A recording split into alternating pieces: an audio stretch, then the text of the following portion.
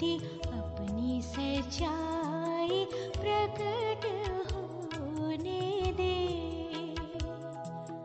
अपनी ज्योति अपनी सच्चाई प्रकट होने दे।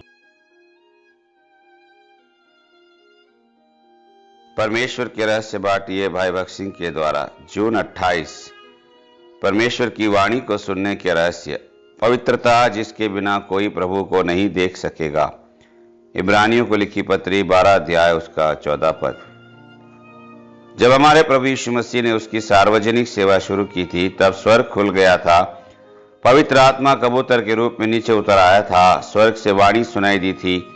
वह इस जगत में इसलिए आया था कि हमारे लिए स्वर्ग खुल जाए और सब बातों में हमारा मार्गदर्शन करने और प्रतिदिन हमें परमेश्वर की आवाज को सुनने लायक बनाने के लिए पवित्र आत्मा हम पर उतर आए।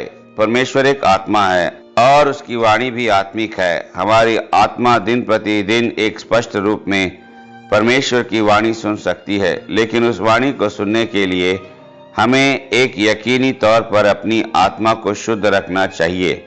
मत्ती रचित सुसमाचार 5वां अध्याय 8 पद में, प्रेरितों के काम 10 अध्याय और उसके 14 पद में हमने ये देखा है कि कैसे प्रभु ने विभिन्न साक्षियों द्वारा बोलने का चुनाव किया है।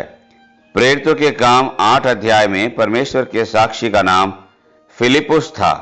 परमेश्वर ने उसे सामरिया नाम की जगह में बड़े सामर्थ्य रूप में इस्तेमाल किया था। तब अचानक परमेश्वर की आज्ञा आई, उठ और दक्षिण की ओर जा, और उसने तुरंत परमेश्वर का आज्ञा पालन किया।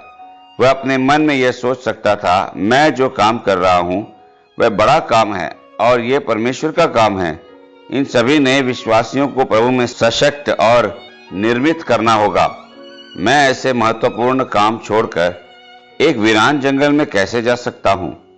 परमेश्वर ने उसे यह नहीं बताया कि उसे सामरिया छोड़कर रेगिस्तान क्षेत्र में क्यों जाना था। जैसे कि हमने पहले देखा है कि परमेश्वर हमें एक समय में ज्यादा बात नहीं बताता। वह हमारी शुरुआत किसी बड़े कार्यक्रम से नहीं करता।